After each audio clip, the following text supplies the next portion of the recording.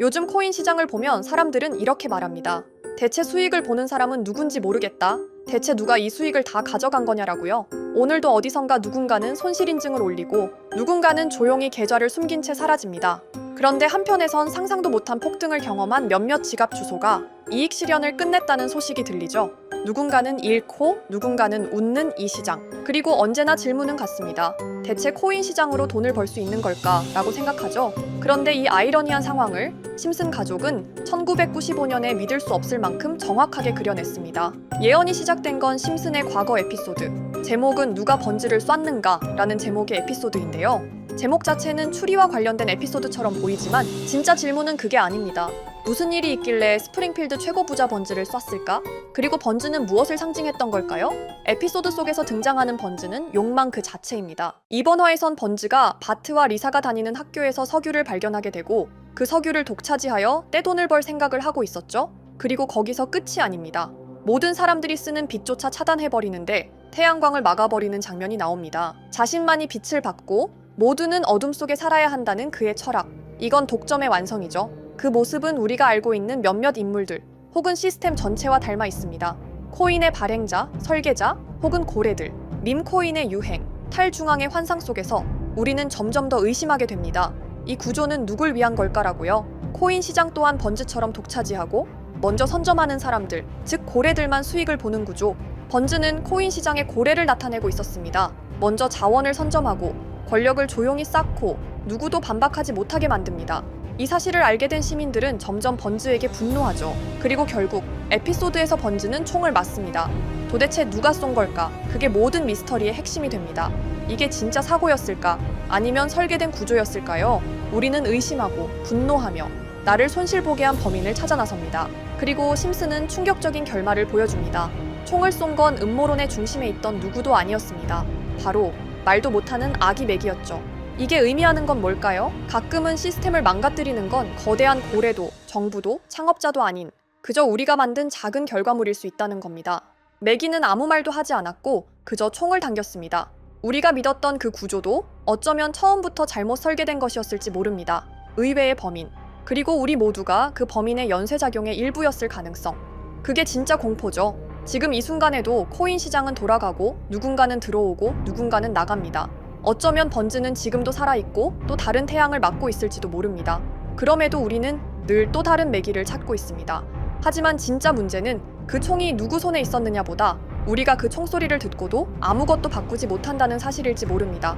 그러니 이제 다시 물어봅니다. 코인 시장은 누군가가 망가뜨린 걸까요? 아니면 애초에 그렇게 만들어졌던 걸까요? 하지만 심슨 예언은 여기서 끝이 아닙니다. 제가 소개해드린 예언뿐 아니라 심슨의 예언은 총 300개가 넘을 정도로 미국 최장수 프로그램으로 불리는 만큼 수많은 예언을 이미 선보인 바가 있습니다. 심슨이 예언을 적중한 것들 중에서 정치와 기술, 재앙과 바이러스 등 미래에 일어날 사건들을 예언한 것이 대부분이지만 세계를 사로잡는 예언들 중 가장 주목받고 있는 건 투자와 돈에 관련된 예언들로 손꼽히고 있습니다. 심슨 에피소드에선 가상화폐와 코인 시장을 자주 언급하고 아예 코인에 관한 에피소드를 제작할 정도로 투자에 관한 것 중에서도 특히나 코인에 관한 이야기를 시청자들에게 자주 보여줬습니다. 예를 들어 오프닝에서 지나가는 장면에서 Accepting Bitcoin, 비트코인으로 결제 가능이라는 장면이 스쳐가고 바트 심슨이 본인을 대상으로 밈코인을 만들어내 학교 내에서 코인으로 모든 걸 결제하며 지금에서 불리는 CBDC, 가상화폐 은행을 예언한 것과 프링크 코인이라는 에피소드는 심슨 만화 내에서 가장 유능한 박사가 본인이 코인을 직접 만들어 스프링필드 내에서 최고 부자가 되는 에피소드, 어느 한 장면에선 I love pie라는 종이를 벽에 붙이고 TV 화면에선 차트를 보여주는 장면들, 심슨은 코인에 관련하여 굉장히 우호적인 모습을 보여줬습니다. 하지만 가장 충격적인 장면, 지금 보여드리는 에피소드에서 피라미드 모양을 가진 캐릭터의 한마디가 세계를 충격에 빠지게 했는데요. Buy crypto, sucker! 이 장면 내에서 피라미드 모양의 외눈박이인 캐릭터가 심슨 가족들에게 대놓고 코인을 사라고 말을 하고 있습니다. 그런데 이 캐릭터 어디서 많이 보신 것 같지 않나요? 눈치채신 분들도 있겠지만 음모론자들 사이에서 세계를 지배하고 있다고 주장하는 일루미나티의 캐릭터, 즉 일루미나티 캐릭터가 심슨 가족들에게 코인을 사라고 대놓고 말을 하고 있는 장면입니다. 이 장면은 단 3초의 시간밖에 흐르지 않았지만 이 3초의 시간은 많은 음모론자들에게 심슨 작가도 일루미나티 일원 중에 한 명일 것이다 심슨이란 익숙한 캐릭터를 통해서 그들이 짜놓은 계획을 자연스럽게 실행시키려고 한다는 주장들이 해외 커뮤니티에서 엄청난 지지를 받게 됐습니다. 단순히 웃어넘길 내용은 아닌 게 심슨에서 나온 정보들은 실제로 우리에게 돈이 되는 경우도 굉장히 많은데요. 심슨을 보고 투자를 따라한 사람들이 막대한 수익을 본 적도 있으며 심슨으로 만든 밈코인은 6만 프로가 오를 만큼 심슨을 단순히 시청만 하는 게 아니라 심슨을 투자로 이용한 사람들은 실제로 막대한 수익을 거둬들였다는 거죠. 그래서 해외에선 심슨 에피소드를 정주행하며 심슨이 막연하게 흘린 투자 정보를 찾는 모임도 생겨났습니다.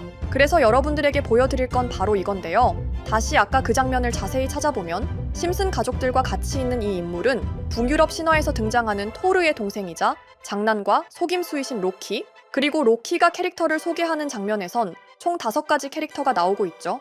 첫 번째는 거미처럼 생긴 캐릭터에 파라오 같은 문양이 있죠.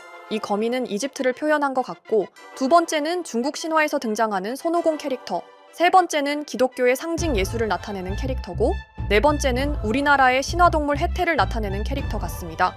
수많은 음모론자들은 이 장면을 단순히 보여준 것이 아닐 거다, 다른 상징적인 인물이나 캐릭터도 있는데 굳이 손오공, 예수, 해태 이런 캐릭터를 일부러 등장시킨 이유가 있을 거라고 생각했습니다. 그래서 이 장면에서 어떠한 메시지가 있다고 생각한 결과 한 음모론자는 커뮤니티에 엄청난 해석을 내놓게 됐습니다.